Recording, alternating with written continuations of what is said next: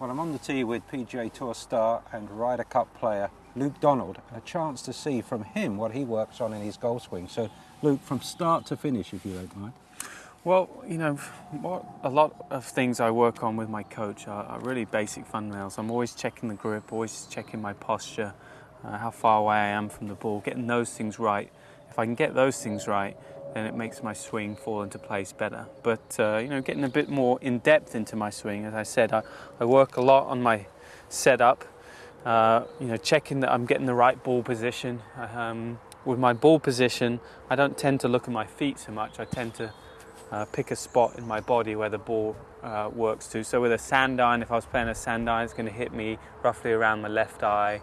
5-iron might be a bit more towards my left ear, and a driver, if I set up like a driver, then it should hit me somewhere in the armpit. Right. Always checking these things, checking that my knees aren't too flexed, that I'm the right distance away from the golf ball, so I'm not on my toes or on my heels, but somewhere in between. And then, you know, obviously have certain other aspects in my swing that I'm working on. So the basics, and your coach, Pat Goss from Chicago. From Chicago, right? Yeah. When he looks at you, he'll start by looking at grip setup and the sort of things that any club golfer could look at. Absolutely. I think if you know, I play so many pro-ams that you see all these things that are always wrong in amateurs. There's the strong grip or the grip that's too much in the palm. They're not be able to create enough hinge to hit the ball far. And I'm always checking the fundamentals, you know, first of all, lining up. If I'm on the range, I'll always put a club down to pick a good target. It's just simple things like this that help. And Pat's checked you out, he's got you happy, you're happy with your setup. What happens then in the swing?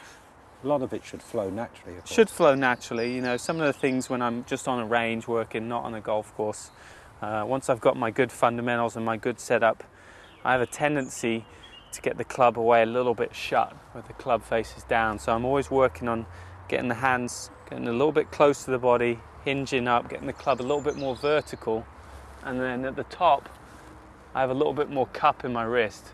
If I get this way a little bit, that's when I get in trouble.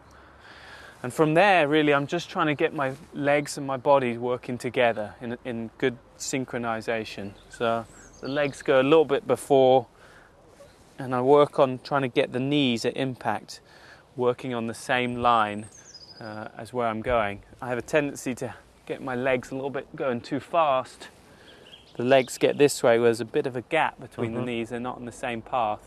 And as a result, my hands get a bit high and sometimes hit a shot to the right. So really, I'm just working on getting nice and level and solid through impact with my legs and just letting the arms go through.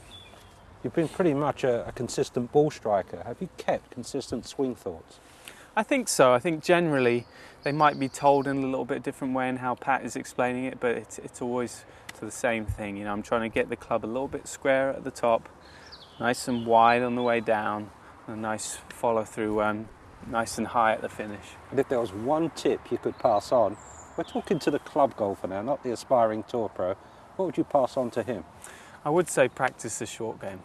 You know, as I said, I play in a lot of pro-ams, and you know, most people are proficient in getting it around the green in 2 or 3 shots, but when they get to the green, they don't know the proper fundamentals to play the proper chip shots and work on their speed on the green as well. Thanks, Luke.